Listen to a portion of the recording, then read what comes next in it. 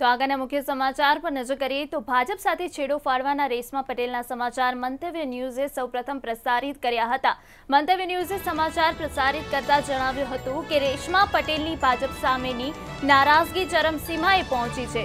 Reshma Patel NCP અથવા અન્ય પક્ષથી ભાજપ સામે ચૂંટણી લડી શકે છે।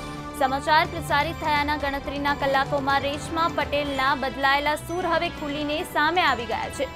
રેશમા પટેલે નિવેદન આપતા જણાવ્યું છે કે પોરબંદરથી લોકસભાની ચૂંટણી લડશે। ભારતીય જનતા પાર્ટી સામે લોકસભાની ચૂંટણી લડશે। ભાજપ તેને બરતરફ પણ નહીં કરી શકે। રેશમા પટેલે નિવેદન આપતા જણાવ્યું હતું કે પોરબંદર તેનું વતન છે। રાણાવાવની જવાહર વિદ્યાલયમાં અભ્યાસ કર્યો છે, જેને કારણે પોરબંદર સેન્ટર પસંદ કર્યું છે।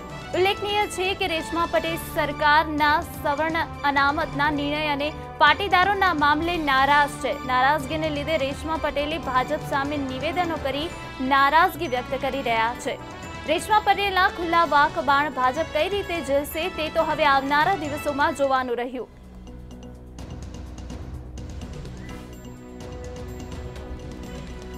તો સૌપ્રથમ મંતવ્ય ન્યૂઝે પ્રસારિત કર્યો હતો આ અહેવાલ। પહેલા પણ રેશમા પટેલે ભાજપ અંગે નારાજગી પોતાની વ્યક્ત કરી હતી। તેમની કામગીરીને લઈને અસંતોષ વ્યક્ત કર્યો હતો। પોરબંદર બેઠક પરથી ચૂંટણી લડશે રેશમા પટેલ।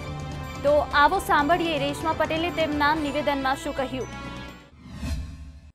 હું ભારતીય જનતા પાર્ટીની તાનાશાહોની જે માનસિકતા છે, જે નીતિઓ છે, એની સામે હું લોકસભા લડવાની છું એટલું મેં ચોક્કસ નક્કી કર્યું છે। અને મેં બેઠકમાં પણ જૂનાગઢ અને પોરબંદર એવી રીતે મેં ડિસાઇડ કર્યું હતું, પરંતુ જ્યારે આટલા દિવસના વચગાળાના સમયમાં વડીલોને મળી, સામાજિક આગેવાનોને મળી અને પોરબંદર મારું વતન આવે છે અને પોરબંદર હું જવાહર નવોદય વિદ્યાલય રાણાઓમાં ભણેલી પણ છું, એટલે ક્યાંક ને ક્યાંક એ ધરતી જોડે મારો એક સંબંધ તો ખરો જ કે મારું વતન પણ ત્યાં છે, એટલા માટે પોરબંદર લડવાનું મેં નક્કી કર્યું છે।